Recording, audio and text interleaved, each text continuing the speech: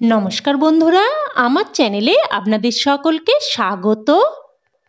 আর আজ আমি নিয়ে এসেছি ব্রোকলির দারুণ টেস্টি মুখরোচক একটি নিরামিষ রেসিপি।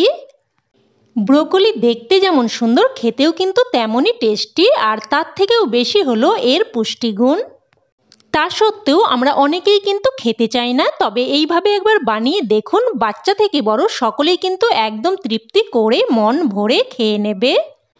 তাহলে চলুন দেরি না করে রেসিপিটি ঝটপট শুরু করা যাক। তো প্রথমে আমি এখানে একটা মিডিয়াম সাইজের ব্রোকলিকে এইভাবে ছোট ছোট করে কেটে নিয়েছি। আর এখানে দুটো মিডিয়াম সাইজের আলুকে এইভাবে চৌকো শেপে কেটে নিয়েছি। আর একটা গাজরকে এইভাবে একটু লম্বা মতো করে কেটে নিয়েছি। আর আপনারা চাইলে গাজরটা স্কিপও করতে পারেন, তবে এখন কিন্তু সকলের বাড়িতেই কম বেশি গাজর থেকেই থাকে, আর গাজর খাওয়াও কিন্তু খুবই ভালো। এবার প্রথমে একটা ভাজা মশলা রেডি করে নিচ্ছি। তো তার জন্য গ্যাস অন করে কড়াই বসিয়ে দিয়ে দিলাম কিছু চীনা বাদাম। এবার মিডিয়াম ফ্লেমে এগুলোকে অনবরত নাড়াচাড়া করে একটু ভেজে নেব। বাদামগুলো একটু ভেজে নিয়ে মোটামুটি বাদামগুলো যখন একটু চিটপিট করতে শুরু করবে, তখন এর মধ্যে দিয়ে দিলাম 1 চামচ সাদা তিল আর হাফ চামচ গোটা জিরে। এবার সমস্ত কিছু আবারও কয়েক সেকেন্ড নাড়াচাড়া করে ভেজে নেব। তো এগুলো ভাজা হয়ে গেছে, এবার এগুলোকে সাথে সাথেই নামিয়ে নিচ্ছি। আর এগুলো ভাজা হওয়ার সাথে সাথেই কিন্তু নামিয়ে নিতে হবে। গরম কড়াইতে খুব বেশিক্ষণ রাখা চলবে না, তাহলে মশলাগুলো পুড়ে ফ্লেভারটা নষ্ট হয়ে যেতে পারে। তো এবার এগুলোকে ঠান্ডা করে নেব। এবার কড়াই আবারও বসিয়ে দিয়েছি আর দিয়ে দিলাম 2 চামচ মতো সাদা তেল। তবে আপনারা চাইলে এটা সর্ষের তেলেও বানাতে পারেন। তেল হালকা গরম হয়ে আসলে এর মধ্যে দিয়ে দিলাম হাফ চামচ 5 ফোড়ন আর হাফ চামচ কালো সর্ষে। ফোড়নটাকে নাড়াচাড়া করে কয়েক সেকেন্ড ভেজে নেব। ফোড়নটা ভালোভাবে ভাজা হয়ে গেলে এবার এর মধ্যে দিয়ে দিচ্ছি হাফ চামচ কোড়ানো আদা। আদাটা দিয়েও নেড়েচেড়ে কয়েক সেকেন্ড ভেজে নেব। আর এই সময় গ্যাসের ফ্লেমটা একটু লোতে করে দেবেন, কারণ তেলে আদা দেওয়ার সাথে সাথেই খুব কিন্তু ছিটতে থাকে। আদাটা কয়েক সেকেন্ড নাড়াচাড়া করে ভেজে নিয়ে এবার এর মধ্যে দিয়ে দিলাম কেটে ধুয়ে রাখা আলু আর গাজর। এবার লো টু মিডিয়াম ফ্লেমে গাজর আর আলুটাকে অনবরত নাড়াচাড়া করে একটু ভেজে নেব। আর যে কোনো সবজি রান্নার সময় সবজিগুলোকে যদি এইভাবে একটু করে ভেজে নেওয়া হয়, তাহলে কিন্তু রান্নার স্বাদ অনেকটাই বেড়ে যায়। তো দেখুন আলু আর গাজর হালকা করে ভেজে নিয়েছি। এবার এর মধ্যে দিয়ে দিচ্ছি কেটে ধুয়ে রাখা ব্রোকলি।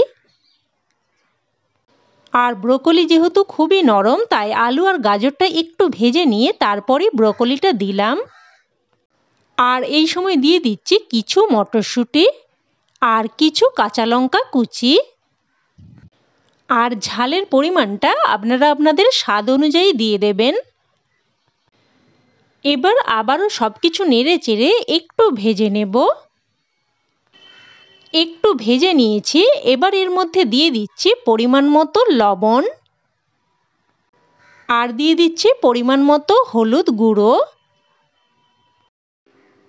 লবণ আর হলুদটা দিয়ে মিশিয়ে নিয়ে এবার একটা ঢাকা দিয়ে 2 মিনিট রেখে দেব। আর গ্যাসের ফ্লেমটা কিন্তু লো টু মিডিয়ামেই থাকবে।